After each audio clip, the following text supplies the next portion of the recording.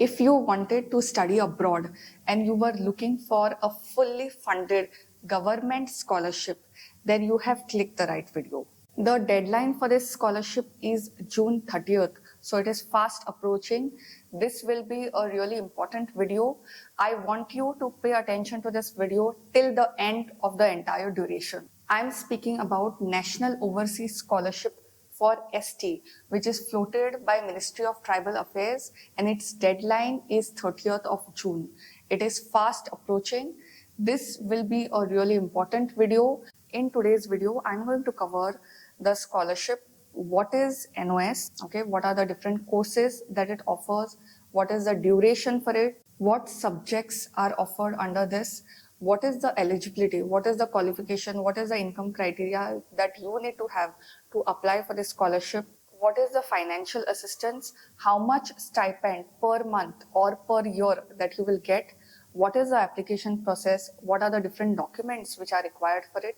And how do you actually apply for it? I will also speak about the selection process. First things first, I know after this video goes live, I will get a lot of questions from SC community and from OBC, whether they are eligible for this. So let me just make few things clear over here before I actually begin with today's video. So there are two calls for National Overseas Scholarship. The first one is National Overseas Scholarship for SC. The deadline got over for this on March 31st. And this fellowship is floated by Ministry of Social Justice and Empowerment. The next we have is National Overseas Scholarship for ST. The deadline is June 30th and it is floated by Ministry of Tribal Affairs. And this is the fellowship that we are going to talk about in today's video. If you are from SC community or from OBC, the deadline for your scholarships is over this year. So you need to wait till next year for you to apply because the call for this scholarship happens once a year.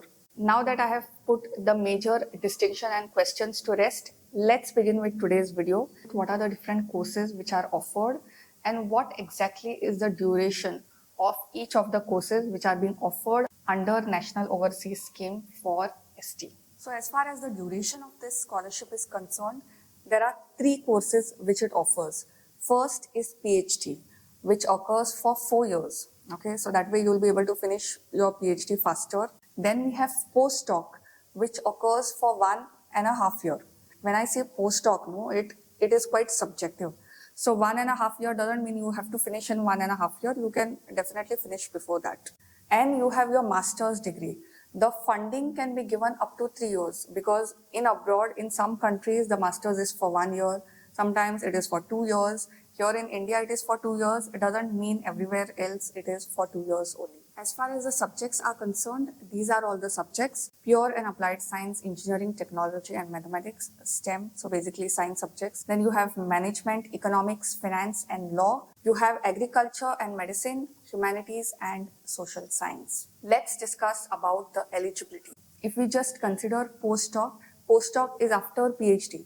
So your PhD has to be there, but obviously also in your master's, you should have had 55% or above.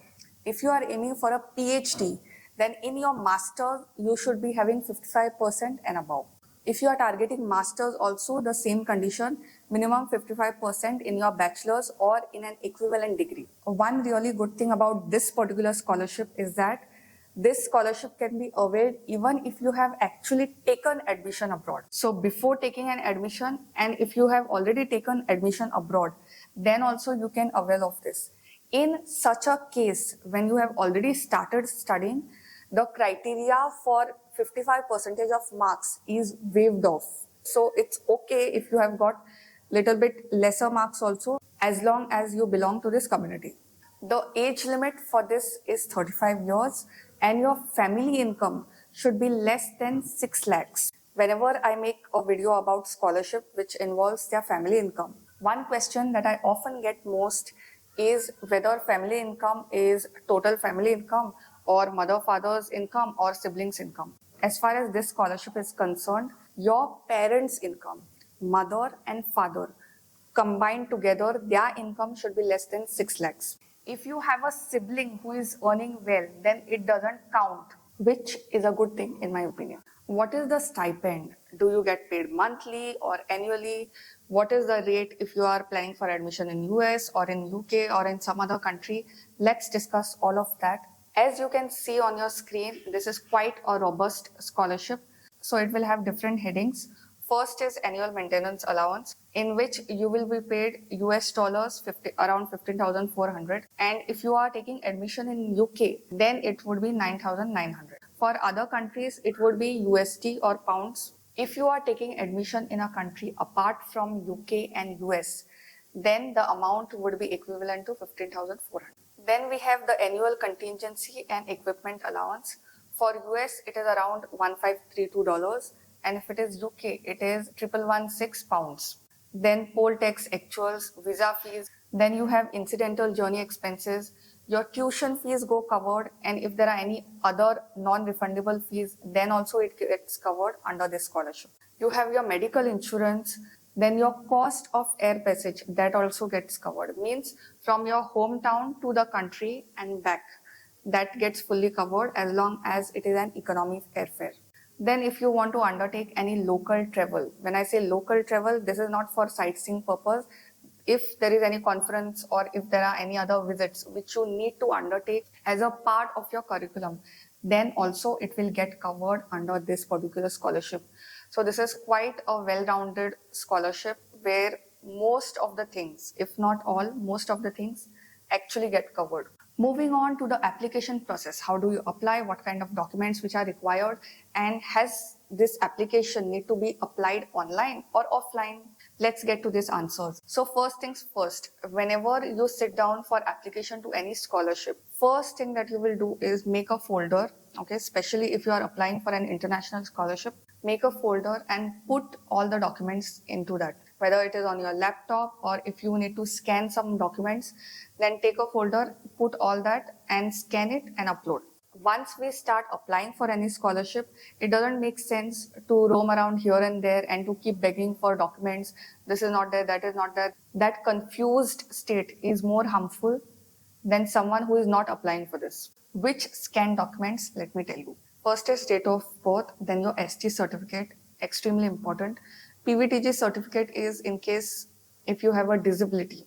Profile photo, annual family income certificate, master's degree mark sheet or PhD degree mark sheet, depending on which kind of fellowship you are applying. Tax assessment form, okay, form 16. Your parents would be aware of this form 16. It is used while filing tax. Once you have all the documents, you will go to this portal and you will click on register. Once you click on register, there is one tab that will open, which is student registration form. Once student registration form opens, a text message would be sent to an email address that you have provided while signing up.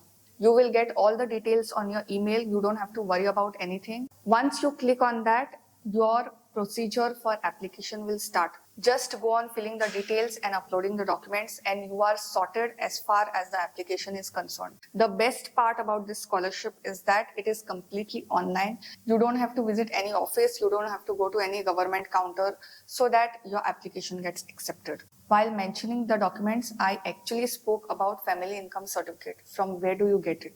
There are two ways to get a family income certificate. First, you visit a revenue office. In your state where the revenue office is there, that you will have to check in Google and find out. Your parents or your relatives or some extended friends might know about this. Secondly, there is an option to apply online. Each state has a different website for accessing this form. If you are from Goa, then you will go to goaonline.gov.in. This is the website for accessing your family income certificate. If you are from any other state, then you will have to check on Google as to which office and which website you will have to check to access this. How does the selection happen? What are the different rounds and formalities involved? So based on the application that you have submitted, based on the merit list, you would be called for the interview and you would be asked questions related to your subject and to your application itself. So be really careful about what you fill in the application process itself because you will be questioned based on that. You will be questioned based on the application and you will be questioned based on the course that you will be taking. Say for example, you are planning to take admission for PhD, and what kind of university or what are the different other formalities which are required. This is required for you to avail of this scholarship. Also, one thing I have to mention that this particular fellowship has an expiry date. That means if you clear the interview and you get assistance for this scholarship, then you have to avail of it within 2 years. Then your fellowship gets expired. So be really mindful as to what kind of timeline you are following. Third thing I want to say that there should be some form of letter of acceptance. So if you are planning to take admission for masters in a particular university, first you need to apply there, you need to get all your documents cleared, and you have to get some document at least saying that this university has given you admission. That document, letter of acceptance, you have to upload over here. Without that, you may not even be able to get an invitation for your interview. In my opinion, this is a really good opportunity if you are planning to study abroad without having to burden your parents or your family members. Still, I find so many students either they don't know about it, or if they know about it, they will not even care to fill an application. If you check international applications or international admissions, so much money goes only in tuition fees that is getting covered in this. You are even getting medical insurance, all your facilities are covered. You just need to apply. Don't let this opportunity pass. If you need any help from me, drop in the comments. I think I've covered most of the questions as far as this particular scholarship is concerned. But still, if you have any questions for me, more than happy to answer it and more than happy to do it for you. See you in the next video. Bye.